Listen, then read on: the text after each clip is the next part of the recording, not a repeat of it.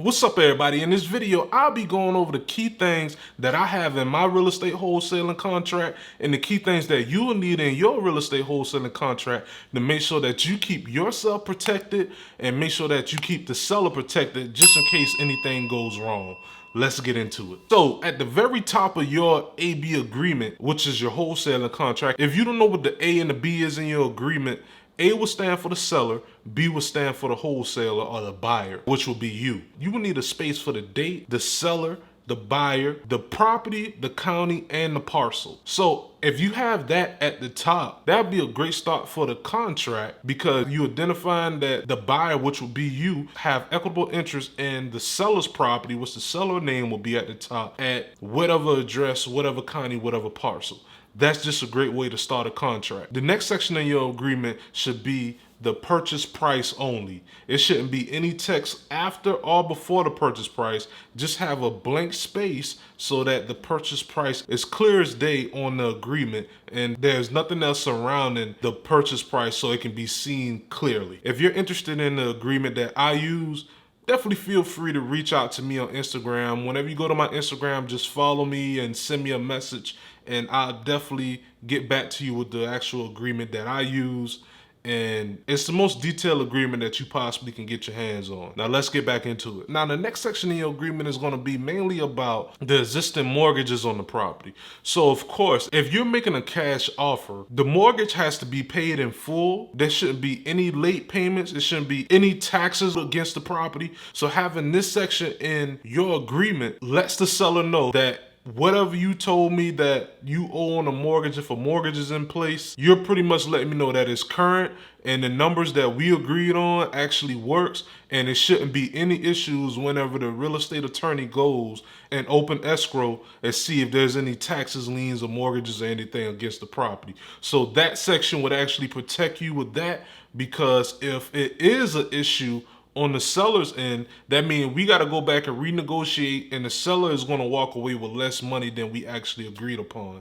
And if the seller doesn't want to walk away with less money, that's part of the contract that they didn't fulfill. So that means we're able to back out without any consequences. So it's very important to have that section in your agreement because, like I said, that's one way that you're going to protect yourself and protect the seller. Let's go to the next section. Now, if you enjoyed the content so far, please hit the like button, subscribe, and click the notification bell because I continue to put out more content dealing with wholesaling.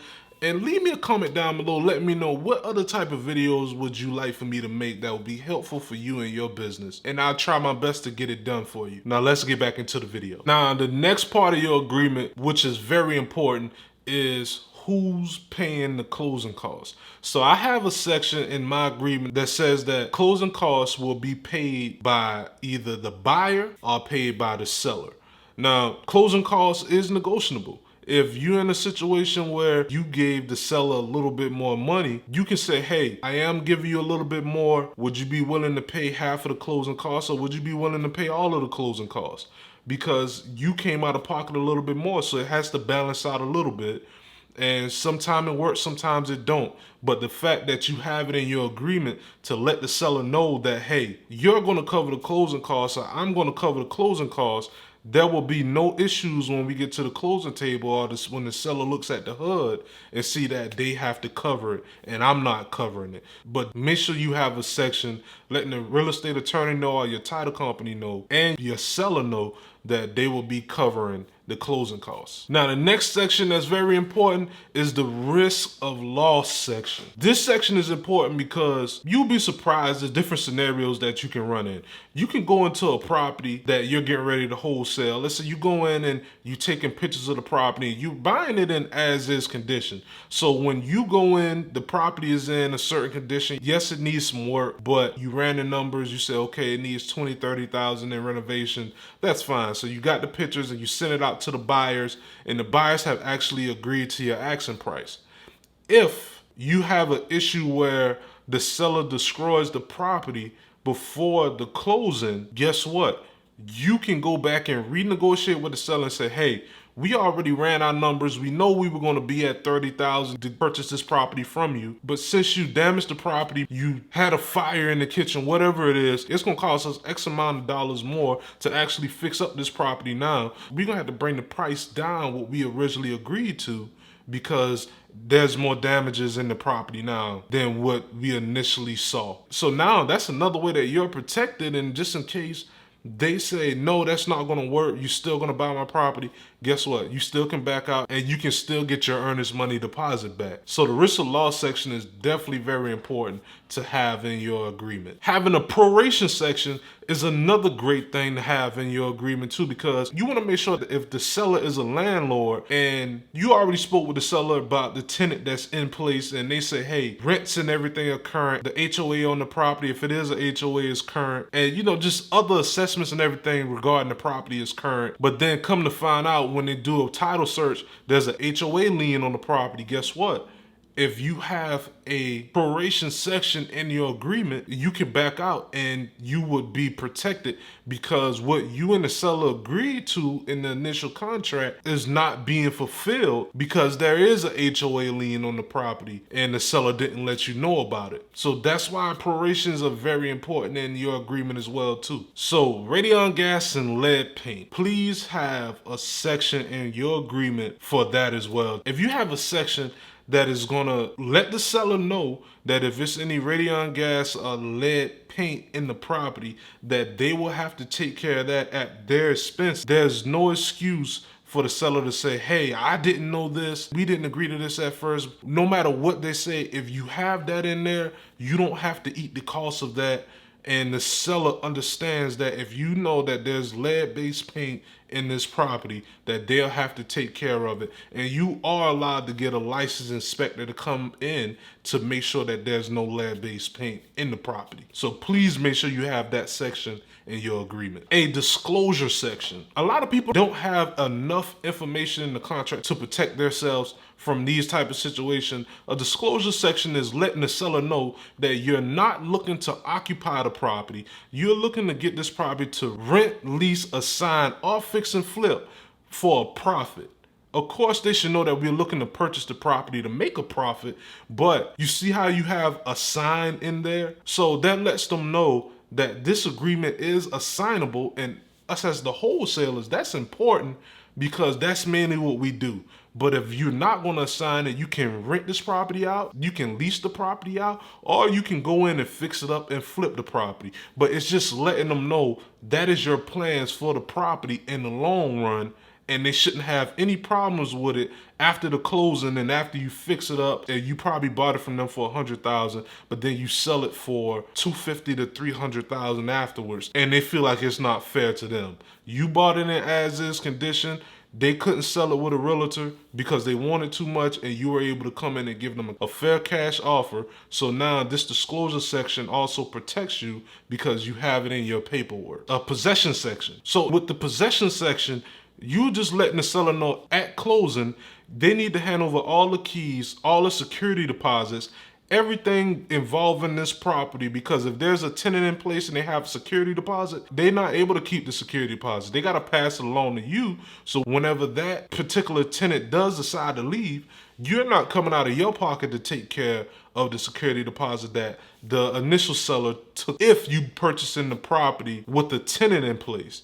Now, of course, if you're going to wholesale this property, you're not going to receive the security deposit, but the seller will transfer the security deposit to the actual buyer. So that means whoever you assign this particular property to on your BC agreement would actually receive the security deposit. Another very important section is your earnest money deposit section. So basically, this is what's going to make the contract valid. Even if it's just $1 or $10, you need to leave some type of funds with your real estate attorney or title company, because then the seller won't be able to back out. And if it's just $1, it's showing that you have put an earnest money deposit down, and now you have equitable interest in the agreement that is signed by you and the seller. Now, another section that you need to have in your agreement is a closing section. So basically in the closing section, you letting the seller know that, hey, we are planning to close on this property on or before such and such date. So that lets the seller know that this is a 30-day contract, 45-day contract, 60-day contract, whatever you and the seller agreed to. So if you and the seller agreed to a 30-day contract, you just go 30 days out from the day that the contract was signed. If you agree to 45 days, then you just go 45 days from when the contract was signed. So that's important too, because if you don't have that, you don't have it in writing when the contract is supposed to be fulfilled, and the seller can say, hey, you told me it was going to be closed on in 2 weeks, when you know that you and the seller agreed to a month. So that'll just cover you in a situation such as that. Now, the next section that is the most important is the default section, because if you don't have this type of section in your agreement, you can get sued for 10s, 20, 30, 40,000, whatever the seller want to sue you for.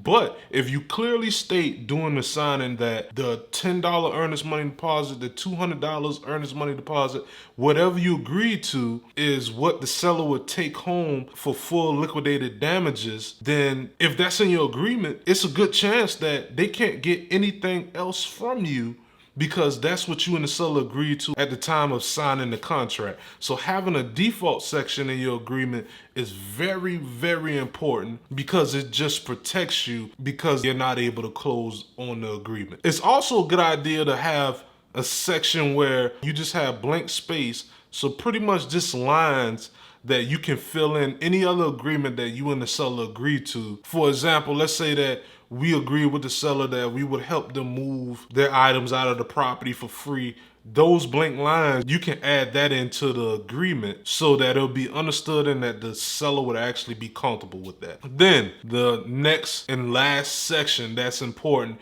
is the signatures. You need to have signatures from all the sellers, and of course you need to have your signature to make the contract valid as well too. So once you have that, and also have beside it the date that the signature took place, that is going to make the agreement valid. So this is how my contract is set up. And like I said before, if you would like to get the contract that I use, definitely feel free to follow me on Instagram at TheDavidGamble and send me a DM.